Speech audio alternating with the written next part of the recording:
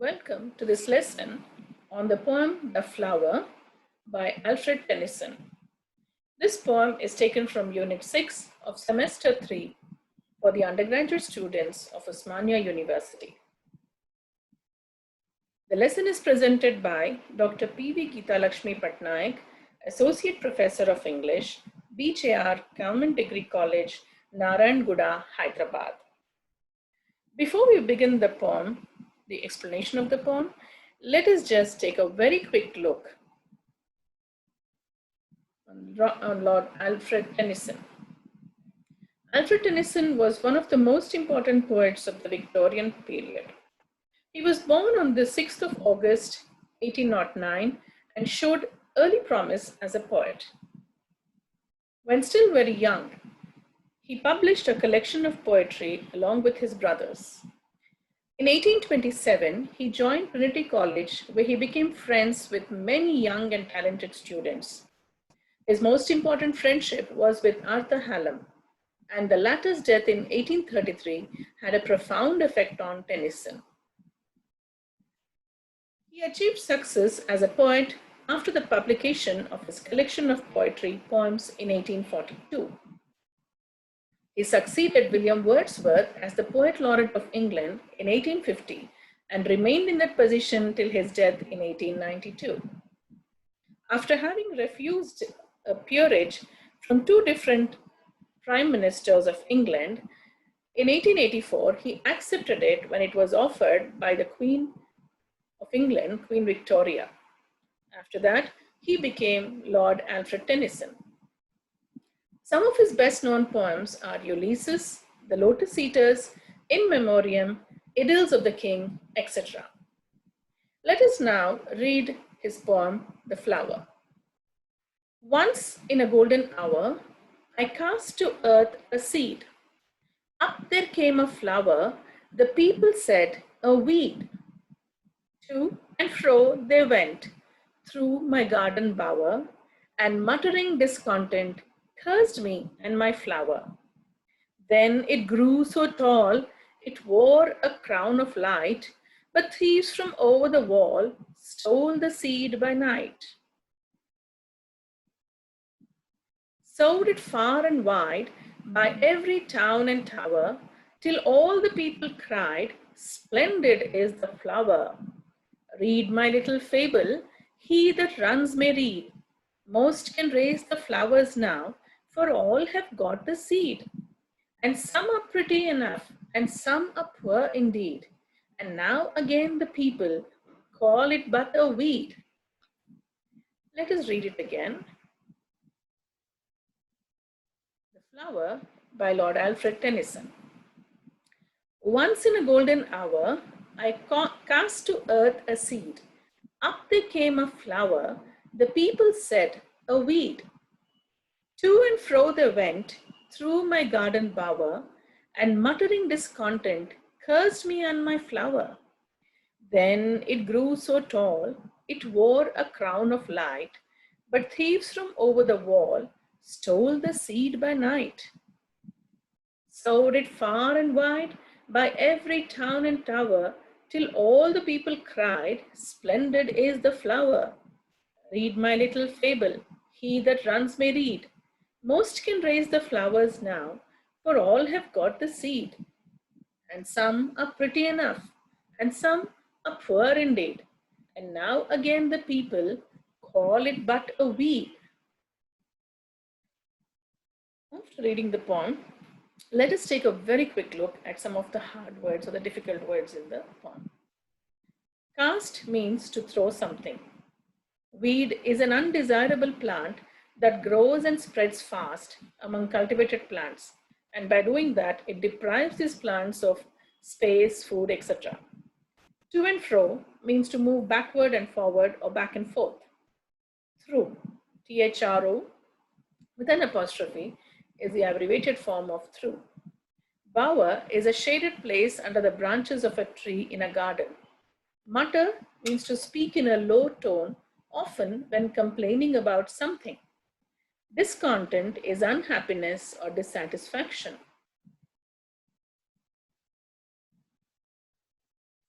Next. Curse is to swear, to damn something. So is to put seeds into the ground or to scatter seeds over land. Splendid is brilliant. It refers to something which is very good or very beautiful. A fable is a short moral story. He that runs may read is a phrase from the Bible which means that something has been written or explained so clearly that anyone can understand it easily. I hope these words are now easy to understand. Let us go back to the poem once again. Once in a golden hour, I cast to earth a seed. The poet seems to be telling us about a story. As we can see, towards in the second part of in the fourth stanza, the fifth stanza, he talks about his little fable. As he says, my little fable. So let us assume that he is talking about, he's telling us a story. And what is the story about? The story is about how he cast to earth a seed, how he planted a seed in the earth. And what happened was that a plant came up, and that plant had a flower which blossomed. So once in a golden hour, I cast to earth a seed. Up there came a flower. The people said a weed. Though the speaker says that he had cast to earth a seed and he had nurtured the plant, and then when a flower blossomed, the people around him criticized it and called it a weed, a plant which is a waste, a parasite.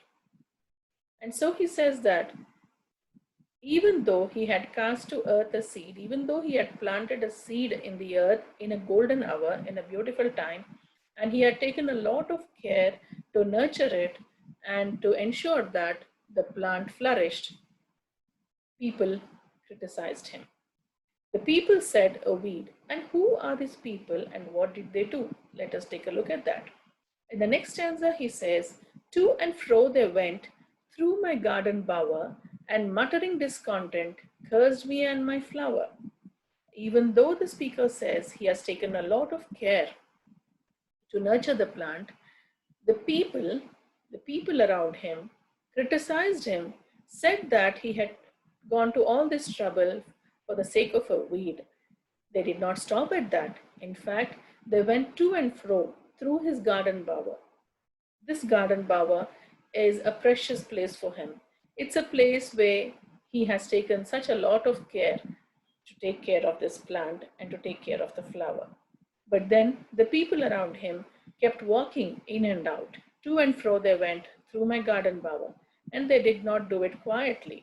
They kept muttering discontent, they kept complaining, they kept calling it a weed. They cursed me and my flower, the poet says.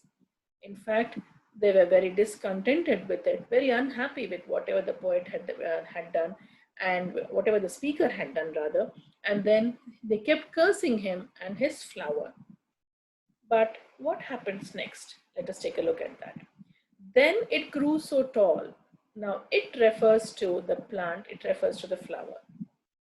It grew so tall, it wore a crown of light. The flower became very tall, and the flower began to wear a crown of light. It was so beautiful that it looked as though it was wearing a crown of light. But then, during the night, at night, the thieves from over the wall stole the seed by night. The thieves, the people around him who were so envious of him, who were so envious of this flower which grew so tall and which wore a crown of light and which had become so famous all over, they couldn't bear it. They were envious, they were jealous of this flower, and so they stole the seed by night. And how did they enter this bower? They climbed over the wall and stole the seed by night. Very stealthily, they came into the garden and they stole the seed. And they did not stop at that. In fact, they took the seed and sowed it far and wide by every town and tower. So the seed which actually belonged to the speaker was stolen by these thieves, and these thieves sowed it far and wide by every town and tower. In every village, every town, the seed was sown. till all the people cried, "Splendid is the flower which was sowed by the speaker, was then stolen by the thieves or the people around him and taken to every town and planted there. And then in every town, all the people cried, 'Splendid is the flower.'" Then the speaker says, "Read my little fable. He that runs may read."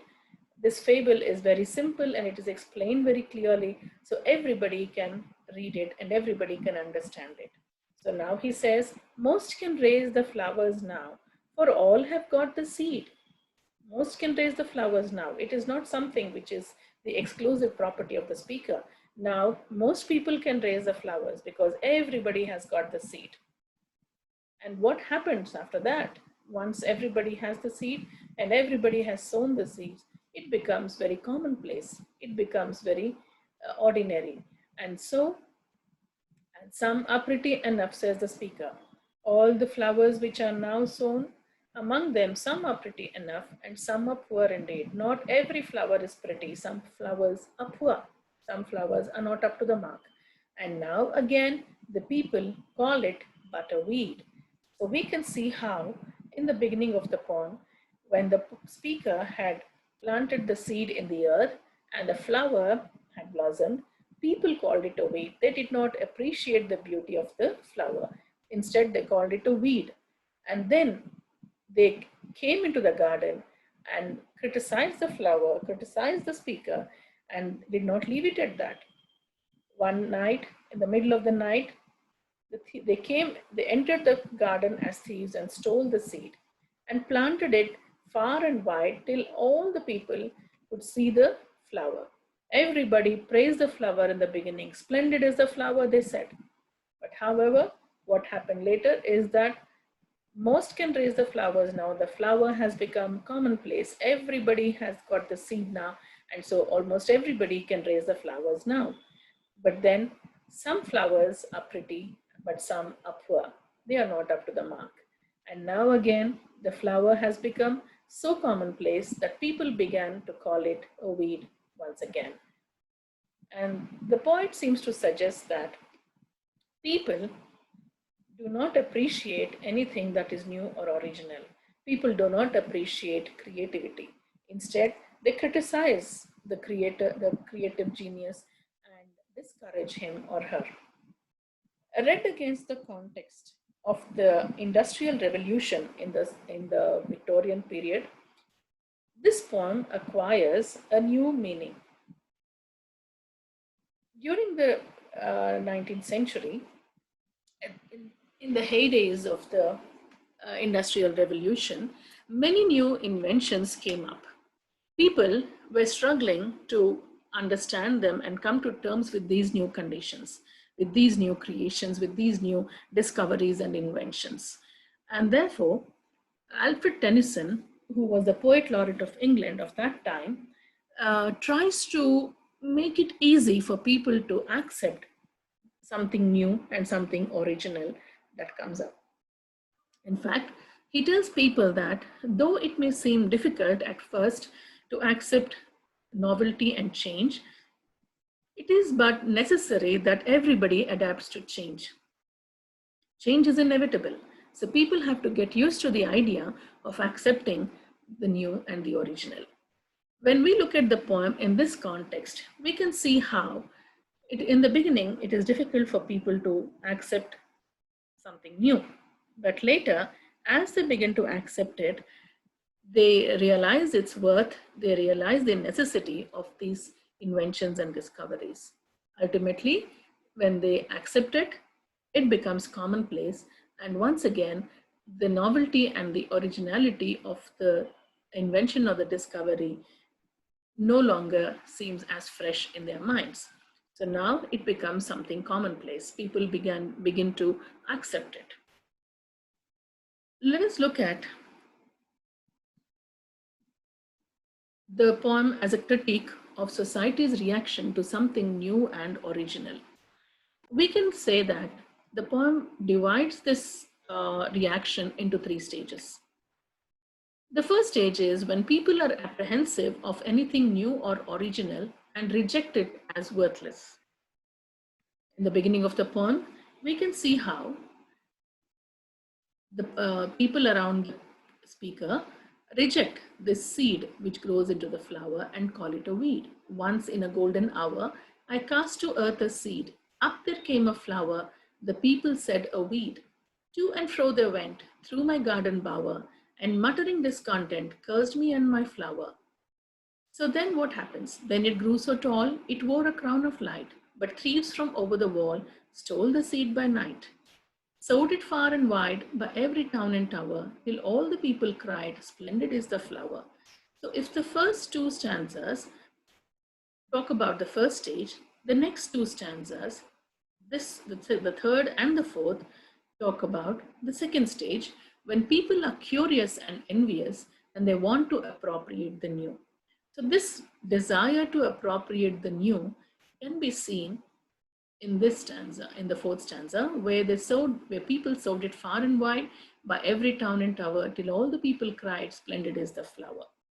So read this way, we can see how people's reaction moves from the first stage, where they are apprehensive of anything new or original and reject it as worthless, and they move towards a second stage where they are curious and envious and want to appropriate the new.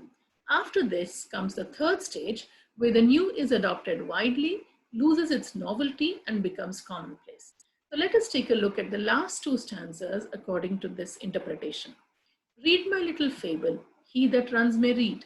Most can raise the flowers now, for all have got a seed. And some are pretty enough, and some are poor indeed. And now again the people call it but a weed.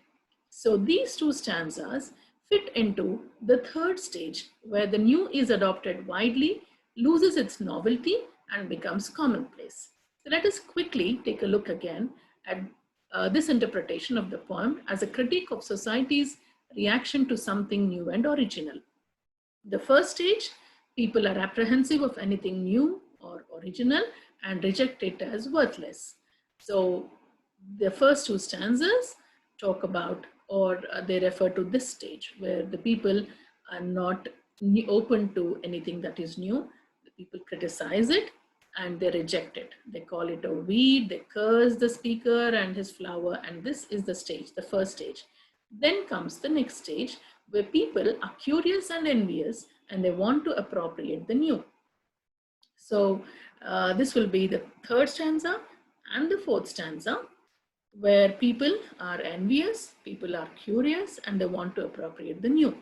And this brings us to the last stage, where people adopt the new, but the new or original thing loses its novelty and becomes commonplace.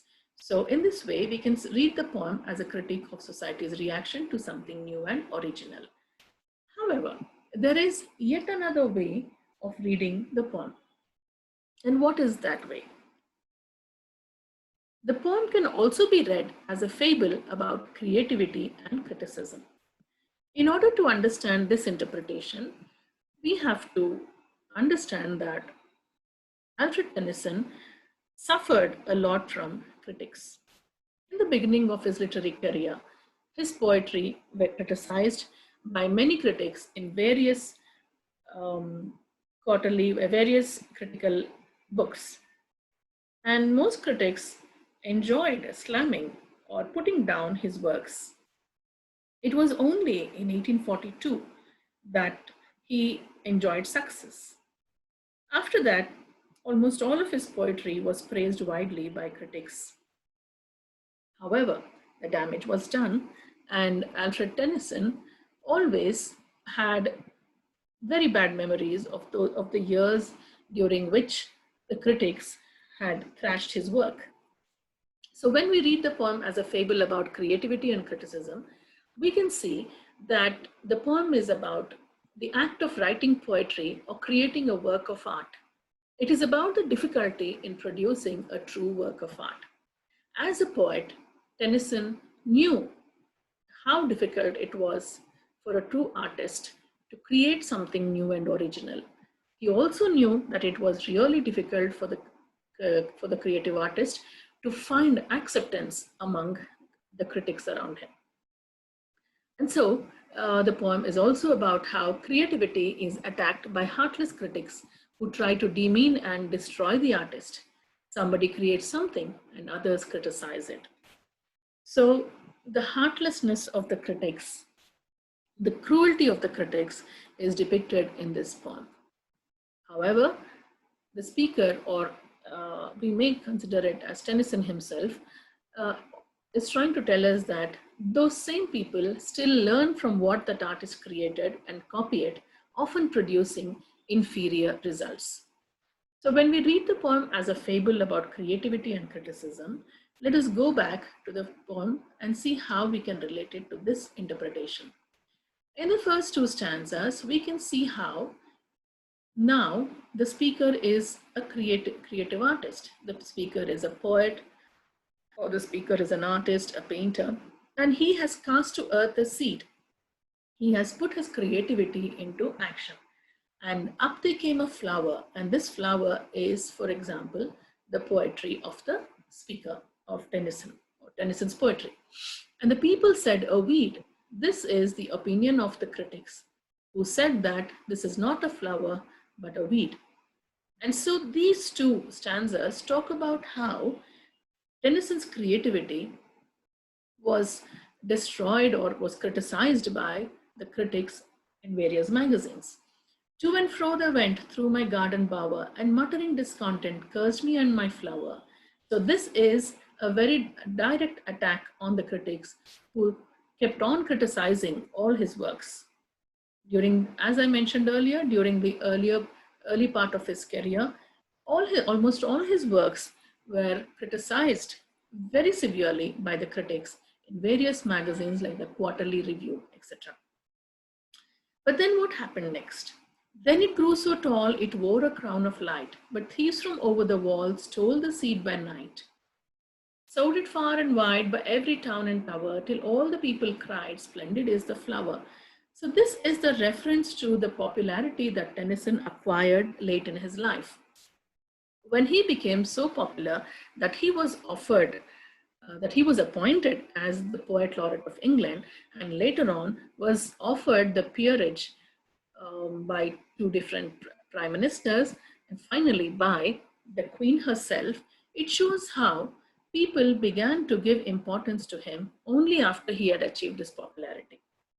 And so, the last two stanzas, we can see how, even though he had done so much for art, for poetry, people once again began to take him for granted. And as they say, people call it but a weed. Once again, the flower, which has now become commonplace, is called a weed. So once again, the unfamiliar, which has become familiar, is now not given as much importance as was given earlier. And therefore, we can see how, if the poem is read as a fable about creativity and criticism, it can be read as a critique against the heartlessness of critics towards criticism, towards creativity. And so, as we can see again, the poem is about the act of writing poetry or creating a work of art. And it talks about how critics destroy the efforts of the creative artist. It's also about how these critics do not understand that they learn from the critic, they copy it, not just the critics, maybe other artists too. They learn from the critic, from the artist, and they create it and they copy whatever the artist has done, even though they produce inferior results. So, read this way, the poem is a fable about creativity and criticism.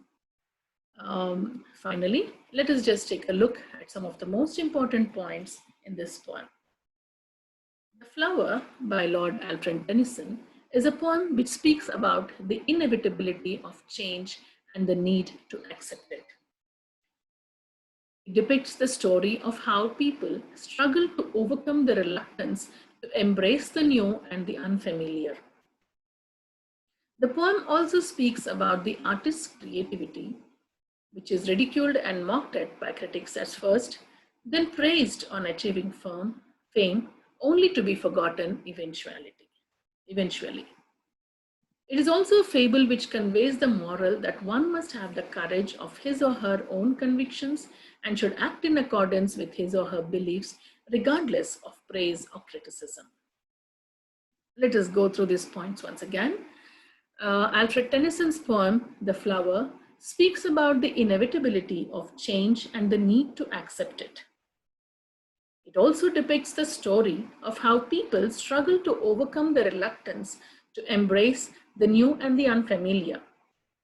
The poem also speaks about the artist's creativity.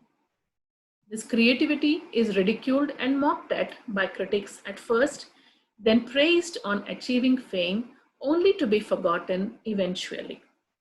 The poem, The Flower, is also a fable which conveys the moral that one must have the courage of his or her own convictions and should act in accordance with his or her beliefs, regardless of praise or criticism.